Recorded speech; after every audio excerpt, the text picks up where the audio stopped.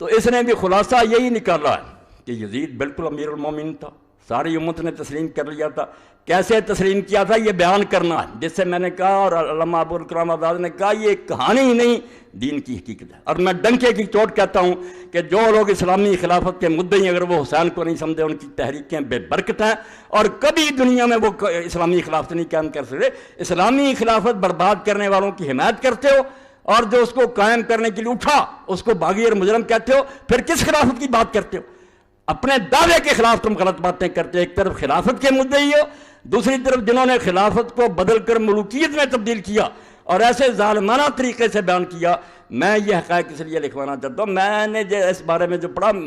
دکھ تو یہ ہے کہ میں اس کو لکھوا نہیں سکا، آپ اس پر کتاب نہیں لکھ سکا، ورنہ اس پر ایک مبسوط کتاب ہزاروں صفحوں میں لکھنی تھی۔ یہ کوئی واقعہ، یہ اسلام کا ایک روشنی کا منار ہے، اگر یہ ڈھہ گیا اور حکومتیں چاہتی ہیں کہ اس کو گرا دیا جائے، یہ تو پیغام ویسے ہی دے دیتے نا کہ امام حسین رضی کی قربانی، ورنہ ظالم مسلمان حاکموں کے لیے حسین ایٹم بم ہے۔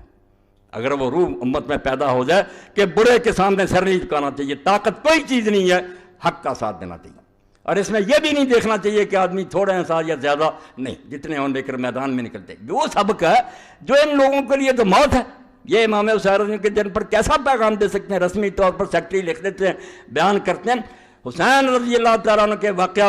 میں یہ کہتا ہوں کہ کچھ لوگ پوچھتے ہیں یزید جو تھا وہ اپنی ماں بہن سے زنا کیا، جھوٹ بات، ایسی باتوں کی ضرورت نہیں، نہ ہمیں یزید کو کچھ برا بلا کہنے کی ضرورت ہے کہ اس میں یہ برائیاں تھیں۔ برائی سب سے بڑی یہ ہے جو اللہ کے رسول علیہ السلام نے فرمائی تھی کہ اول من یبدل سنت رجل من بنی امیہ۔ اصل اعتراض میرا یہ ہے جو اصولی ہے، ہمیں کوئی اس سے بحث نہیں، وہ شراب نہ پیتا نماز نہ، جس طریقہ سے یہ خلافت بنی ہے میں مولانا ابوالکلام آزاد رحمۃ اللہ علیہ کے حوالے دوں گا اس سلسلے میں، کیونکہ وہ نایاب ہے۔ وہ میرے بچے نے کوشش کی اور بڑی محنت سے اس نے وہ کرمی جو تھے فوٹو اسٹیٹ کرا کے لایا، بڑی محنت کیا جعفر بچے نے اس بارے میں۔ آزاد نے لکھا کہ بنو امیہ کی حکومت غیر اسلامی اور خالص کفر جلی پر مبنی، کفر جلی کا ننگا کفر، کہ تشدد سے اور زبردستی سے جو حکومت بنوائی جائے اور جب زبردستی جو مسلمانوں کے تخت پر بیٹھ جائے وہ فرشتہ بھی ہو تو شیطان ہے، کوئی حق نہیں۔ مسلمان امت کا حق ہے کہ اپنے لیے اپنا قائد چنے۔ ایک شخص زبردستی بیٹھ جاتا ہے اور بعد میں بیعت لیتا ہے، یہ خود اتنا بڑا گناہ اور جرم ہے کہ اس کے ہوتے وہ شراب نہ پیے، زنا نہ کرے، نمازی ہو، دیندار حاجی ہو، انتہا درجے کا بدمعاش ہے۔ اس کو کس نے کہا تھا کہ امت کا تخت جو ہے غاصبانہ، اس پر آ جائیں گے حوالے کہ صحابہ کی گردنوں پر کیسے تلواریں رکھی گئی، کس طرح بیعت لے گی، جس سے پتہ چلے گا کہ اس سے زیادہ قیامت اس وقت اسلام پر جو آئی تھی نہیں آ سکتی۔ امیر معاویہ رضی نے اس سلسلے میں جو کردار ادا کیا، جو رشوت سے ہاتھ میں آ گئے، پیسہ دیا، جو تلواروں کے ذریعے ڈرائے جاتے، تلواریں ان کے سروں پر لڑائی گی۔ اس لیے مسجد مدینہ میں جو بے حرمت بخاری شریف میں سناؤں، اللہ کے لیے تم ہمدردی کرو امام حسین سے، جس کے بارے میں رسول اللہ غمگین پایا گیا اور اس کی موت سے پہلے حدیث پاک میں یہ بھی آتا ہے، وہ سارے علامہ البانی صاحب نے اکٹھے کر دیے کہ حضرت علی رضی اللہ فرماتے ہیں حجرے میں داخل ہوئے، رسول اللہ کے آنسو بہہ رہے تھے، فرمایا یا رسول اللہ آپ بچے کو اپنی گود میں کھلا بھی نہ، رو رہے ہیں، فرمایا ابھی خبر دی گئی کہ یہ بچہ شہید کیا جائے۔ آپ نے کبھی نام نہیں لیا، ان حدیثوں کا حوالہ نہیں دیا، اتنا بغض اور کینہ ہے کہ تاریخی جھوٹ۔ اور میں نے جو آیت پڑھی شروع میں کہ جب تولو تو پورا تولو اور صحیح ترازو کے ساتھ تولو، بعض لوگوں کو سمجھ نہیں آئی پر میں نے اس لیے پڑھی کہ اسی شیخ القرآن نے خلاف تو ملوکیت کی شرعی حیثیت لکھی، مولانا مودودی صاحب کی کتاب پر تبصرہ کیا اور اس میں یہ بات کہی کہ ہم مانتے ہیں کہ صحابہ کرام سے بڑے بڑے جرم ہوئے، اس نے دوسروں والا راستہ نہیں اختیار کیا، سیدھا کان پکڑا کہ غلط کام ہوئے، ان کو بیان کرنا بھی جائز ہے، جب قرآن و حدیث میں بیان ہوا کیوں نہ بیان کیا جب مودودی سچا، مگر بیان جو ہونا چاہیے وہ صحیح حدیثوں سے ہونا چاہیے، صحیح روایتوں سے ہونا چاہیے۔ بس یہاں آ کر اس نے نا بات ختم کی اور بات ٹھیک ہے، کہتا جرم بھی ہوئے ہیں، بیان کرنا بھی گناہ نہیں ہے، کوئی توہین نہیں ہے، حقیقت بیان ہونی چاہیے، مگر روایت جو ہے پوری احتیاط سے لینی چاہیے۔ میں یہی کہتا ہوں اسی ترازو سے صلاح الدین صاحب توڑنا چاہیے تھا۔ آپ نے جتنی امام حسین کے بارے میں لکھی کہ وہ واپس آنا چاہتے تھے،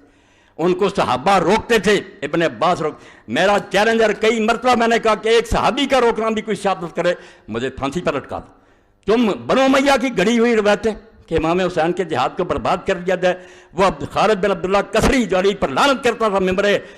مکہ پر، اس کی روایتیں بیان کر رہے، کہاں گیا وہ معیار جو بات تم نے کہی تھی 100% ٹھیک۔ اور میں یہی کہتا ہوں کہ اگر مودودی صاحب کی کتاب میں کچھ چیزیں نہیں ماننی چاہیے، مگر میں نے جو اس پر حاشیہ چلایا صلاح الدین یوسف صاحب کی کتاب پر ایک ایک لفظ پر صحیح حدیثوں کے دے دیے میں نے صفحے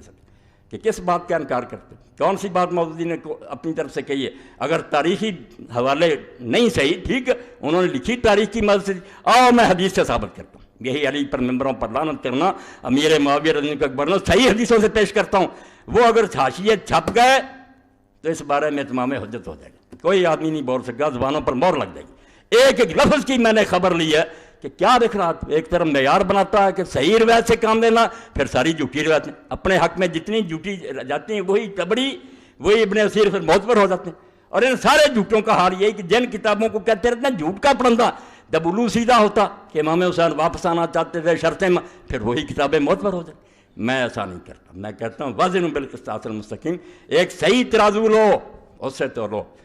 آپ پہ خلاف جائے یا آپ پہ حق میں جائے، بات وہ کہو جس کی سند مضبوط ہے۔ اس لیے میں آپ سب حضرات سے یہ کہتا ہوں کہ اللہ کے لیے حسین رضی اللہ عنہ کے واقعہ کو کوئی قصہ نہ سمجھیں، جی جیسے کہا نا ابن مولانا ابوالکلام آزاد نے کہ یہ اسلام کی حقیقت ہے، اسلام سمجھنا چاہتے ہو کہ ہے کیا؟ صرف حسین، رمز قرآن حسینہ موختم زیاد سے و شعراء فروختم۔ اقبال کہتا ہے قرآن کی تفسیر تو ہمیں سمجھ ہی حسین سے آئی،